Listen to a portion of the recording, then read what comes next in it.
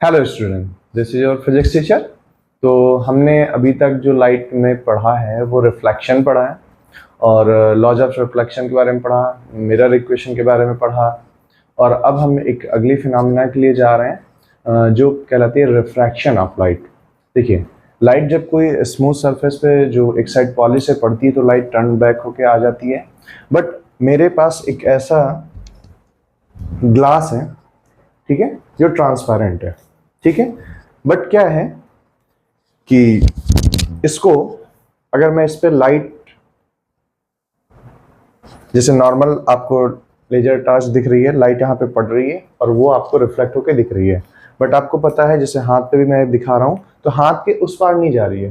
But एक ऐसा है जो ट्रांसपेरेंट मीडियम है। अब देखिए, ये लाइट आपको बोर्ड पे भी दिख रही है और आपके कैमरे की साइड आती हुई भी दिख रही है, राइट। यानी कि अब ये क्या हो रहा है कि लाइट पास करके इधर भी जा रही है और रिफ्लेक्ट होके इधर भी जा रही है। हो क्या रहा है, इसको डायग्राम के माध्यम से थोड़ा समझने की कोशिश करते हैं। कि जैसे हमारे पास कोई एक मीडियम है, मैंने जो ग्लास स्लैब लिया है उसको ऐसे बना लिया जाए, ठीक है, थोड़ा सा थिकनेस में होता है, ठीक है। तो जब लाइट आ रही है, सरफेस पे पड़ रही है, तो कुछ पार्ट उसका रिफ्लेक्ट हो जा रहा है, कुछ पार्ट जो है वो थोड़ा सा पास हो जा रहा है। तो हो क्या रहा है, और कुछ पार्ट अमाउंट में एब्जॉर्ब भी होता है। तो रिफ्लेक्शन तो हमने पढ़ लिया है, बट ये जो लाइट पास हो रहा है इसके साथ क्या हो रहा है, हम इसकी स्टडी करने जा रहे हैं रिफ्लेक्शन में, ठीक है। तो इसको थोड़ा सा और समझते हैं कि रिफ्रैक्शन है क्या एक्चुअली। जब कोई लाइट एक डिफरेंट मीडिया में एंटर करती है, मान लीजिए हमने कोई अलग मीडिया ली है और यहाँ पे मान लीजिए कुछ लाइट पड़ रही है, तो ये हमारा नॉर्मल होगा, ये इंसिडेंस लाइट है। तो ओरिजिनल पाथ क्या उसका होना चाहिए, एज इट इज जैसे है, इसको हम डॉटेड दिखा रहे हैं क्योंकि एक्चुअल पाथ ये फॉलो नहीं करती है, ठीक है। बट अगर इस नॉर्मल को हम आगे कंटिन्यू करें, ठीक है, तो ओरिजिनल पाथ तो वैसे ये होना चाहिए क्योंकि light straight line path follow करती है। बट हो क्या रहा है, ये जो है अलग मीडिया है, इसका रिफ्रैक्टिव इंडेक्स μ1 है, और ये दूसरा मीडिया जिसका रिफ्रैक्टिव इंडेक्स μ2 है। और हम ये मान के चल रहे हैं जो μ2 है वो ग्रेटर देन μ1। रिफ्रैक्टिव इंडेक्स क्या होता है अभी बता रहे हैं उसको। तो होता क्या है कि लाइट अपनी पाथ एक्चुअल ना फॉलो करके थोड़ा सा टुवर्ड्स नॉर्मल अपना पाथ चेंज कर लेती है।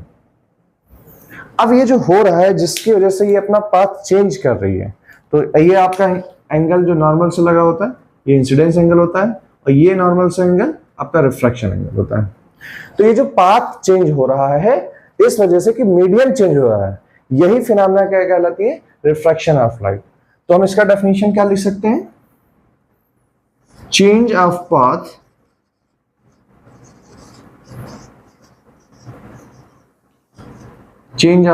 of ray of light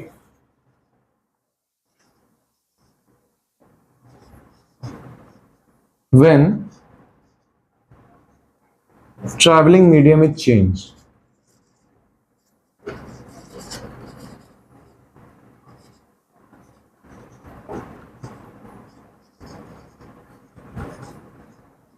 ठीक है, यानी क्या हो रहा है कि लाइट अपना पाथ चेंज कर ले रही है जब उसका मीडियम जो ट्रेवलिंग मीडियम है चेंज हो रहा है, ठीक है। अब कुछ लॉज ऑफ रिफ्रैक्शन है उस पर भी देख लेते हैं। तो जैसे लॉज ऑफ रिफ्लेक्शन में देखा, तो जैसे लॉज ऑफ रिफ्रैक्शन होता है, ये भी दो होते हैं। पहला जो हमारे डायग्राम में दिख रहा है बस वही लिखना है। ये मान लीजिए हमारा कॉमन पॉइंट P है, ठीक है। तो इंसिडेंट रे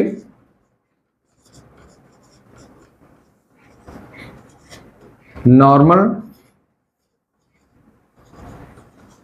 to the point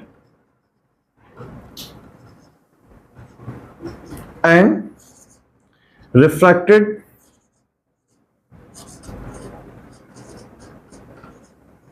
ray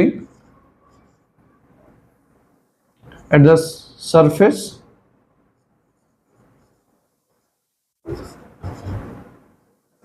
lie at the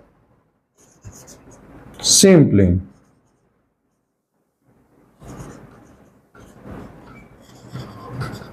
देखिए वो क्या रहा है कि जो इंसिडेंट रे है ये आपका इंसिडेंट रे होगी,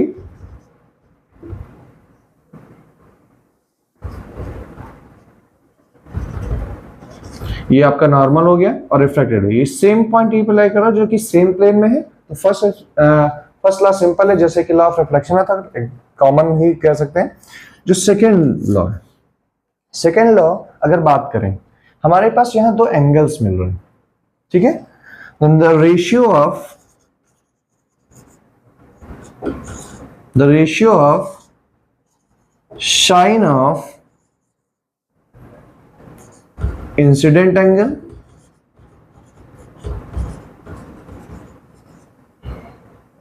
and refracted angle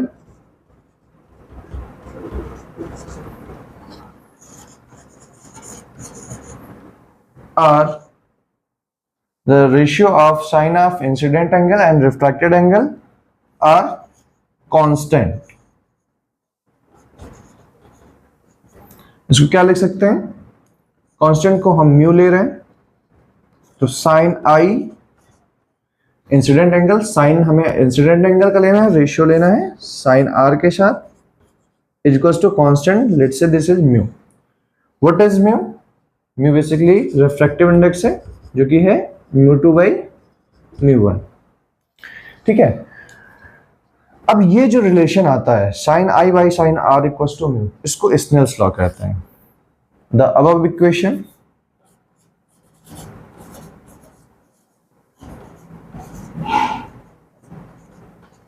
known as Snell's law।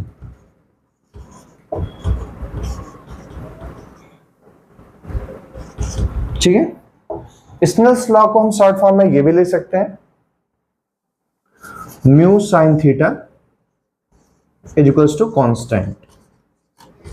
यानी कि हमें जिस भी सरफेस पे आपको स्नेल्स लॉ अप्लाई करना है, मान लो इस पॉइंट पे अगर स्नेल्स लॉ अप्लाई करना है, तो mu of that medium into sine of that angle, फिर लाइट दूसरे मीडियम में एंटर करेगी, नॉर्मल से कुछ एंगल बनाएगी, तो mu of that medium multiplied by sine of that angle, ये दोनों इक्वल होंगे। यानी कि इसको हम ऐसे लिख सकते हैं, mu one sine theta one equals to mu two sine theta two and so on, ये आपस में बराबर होंगे, इसीलिए हमने इसको कॉमनली लिखा है mu sine theta equals to constant. ठीक है, तो ये हमारा हो गया लॉ ऑफ रिफ्रैक्शन। अब हम ये जो म्यू वर्ड यूज कर रहे हैं, इसको हम बोलते हैं रिफ्रैक्टिव इंडेक्स। तो रिफ्रैक्टिव इंडेक्स क्या होता है, तो ये मैं मिटा दे रहा हूं और फिर मैं रिफ्रैक्टिव इंडेक्स के बारे में बात करूंगा।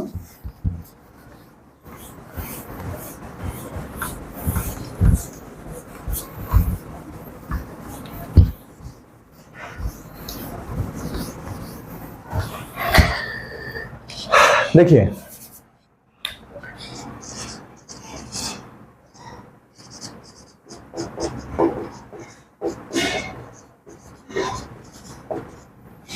जाहिर सी बात है, रिफ्रैक्टिव इंडेक्स एक न्यूमेरिकल वैल्यू, क्या है, न्यूमेरिकल वैल्यू है। बेसिकली ये रेशियो होता है स्पीड ऑफ लाइट का, और स्पीड ऑफ लाइट दो अलग अलग मीडियम में। तो बेसिकली एक जो लाइट का जो होता है वैक्यूम में लेके चलते हैं, जैसे हम लोग फैमिलियर हैं स्पीड ऑफ लाइट से कि 3 × 10⁸ मीटर पर सेकेंड, जो कि ये स्पीड होती है वैक्यूम में, जहां पे मतलब कोई अदर रेजिस्टेंस ना हो, जैसे एयर भी ना हो, कोई ग्रेविटी भी ना हो, ठीक है, या कोई अदर फील्ड ना हो, तो इसको बोलेंगे वैक्यूम। तो speed of light in vacuum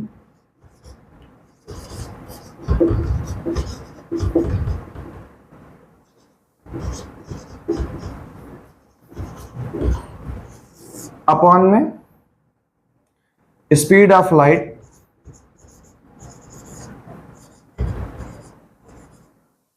in a medium, in a medium, material भी कर सकते हैं, मीडियम कर लें, ठीक है।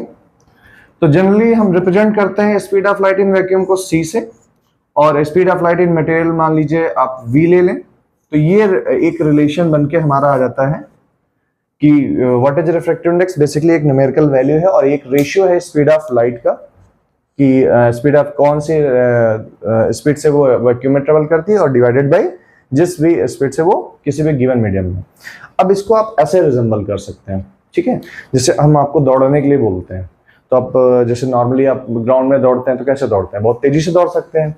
और फिर मैं आपसे कहूँ कि थोड़ा सा आप स्विमिंग पूल में दौड़ के दिखाइए। स्विमिंग पूल में मतलब थोड़ा पानी कम हो, इतना पानी हो, थोड़ा सा आपके पैरों नीचे कितना रहे बस, जिसमें आप दौड़ सकते हैं, उसमें दौड़ के देखते हैं तो आपका एक्सपीरियंस कैसा रहेगा। जाहिर सी बात उतना तेज नहीं दौड़ पाएंगे, क्यों? क्योंकि अब आपके पास वहाँ एयर जो है वो थोड़ा सा रेयरर मीडियम हो जाती है और ये डेंसर मीडियम हो जाती है। अब मैंने वर्ड रेयरर और डेंसर यूज किया, तो रेयरर मीडियम क्या है और डेंसर मीडियम क्या है, ठीक है। देखो, रेयरर मीडियम और डेंसर मीडियम हम ऑप्टिकल डेंसिटी के टर्म में हम बात कर रहे हैं, ठीक है।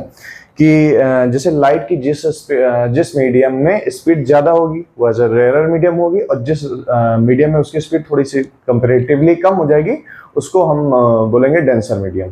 हाँ, ये जरूरी नहीं है कि ऑप्टिकल डेंसर मीडियम आपका वो जो नॉर्मली जो डेंसिटी होता है वैसे हैवियर हो, जरूरी नहीं है ऐसा। जैसे डेंसिटी नॉर्मल क्या होता है, मास अपॉन वॉल्यूम होता है, but optical density is a different thing. वहां पे स्पीड ऑफ लाइट वेरी कर जाती है as compare to speed of light in vacuum. तो जरूरी नहीं है कि ऑप्टिकल डेंसिटी मीडियम मास में मतलब वेट में भी भारी हो। जैसे हम एग्जांपल ले सकते हैं ऑयल एंड वाटर का। ऑयल क्या है, अब जाहिर सी बात है उसका डेंसिटी कम होता है एज कंपेयर टू वाटर। क्यों? इसको आप घर में भी देख सकते हैं कि पानी के ऊपर अगर आप ऑयल डालते हैं तो ऑयल जो है पानी के ऊपर आ जाता है। क्यों? क्योंकि वो पानी में नहीं डूबता है। पानी में डूबता किस लिए नहीं, क्योंकि पानी की density as compare to oil ज्यादा होती है। बट अगर हम ऑप्टिकल डेंसिटी की बात करें तो ऑप्टिकल डेंसर है ऑयल मोर देन वाटर, यानी कि ऑयल में जितना रिफ्रैक्शन होगा उतना वाटर में नहीं होगा। और उसके उलट अगर हम वेट की बात करेंगे नॉर्मल मैकेनिक्स में, तो ये पाएंगे कि पानी भारी होता है एज कंपेयर टू ऑयल, ठीक है। तो अभी इस वीडियो में इतना रखते हैं, नेक्स्ट वीडियो में मिलते हैं फिर।